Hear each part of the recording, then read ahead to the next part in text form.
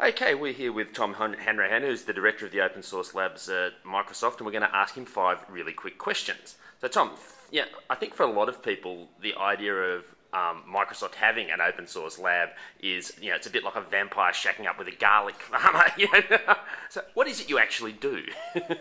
What we do is three things. First is we actually produce open source products. A great example of that are the Linux integration services. That is the Linux device drivers that my team works on that enable Linux to run as a guest on top of Hyper-V.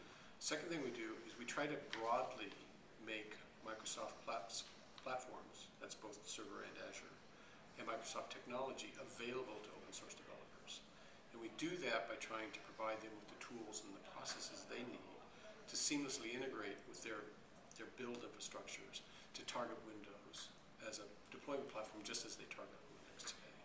And then the third thing we do is we try to ensure good interoperability between Microsoft's core products and open source equivalents by using the open source community's test suites, running them against our implementations to make sure that there's good synergy there. An example of that is the Samba test infrastructure that we use and the Samba test suites that we run against our implementations of CIFS, SMB, SMB2 to ensure that we have interoperability between our file and print services and Samba's file and print services as an example.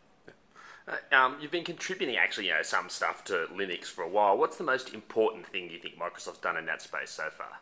Well, I think that the contribution that we made of the Linux device drivers that we announced a year ago last July was probably the biggest, both in terms of number of lines of code, so it was substantial. And second, the fact that it was GPL v2, I think was very important because it was the first time that Microsoft had released code under that particular license. How well is the partnership with Novell going in terms of interoperability? It's going great. Yeah. It really is.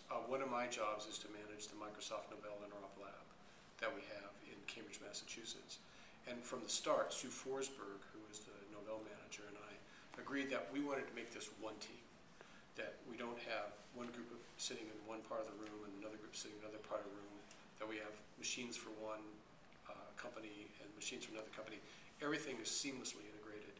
We work together on projects, and it's just been a very fruitful partnership. Will you ever release the source code for Windows? No. MS-DOS? Probably not. But who would want it anyway? Microsoft Bob? We might want to be able to do that. And finally, the most important... I actually used Bob for a while. I won't go on the record as saying that. It's a very brave admission. It was. And so finally, the most important question, do other Microsoft staff members try and gang up on you in the canteen? No. In fact, a point that I really like to make is that my group, the Open Source Technology Center at Microsoft, is by no means the exclusive group working with open source.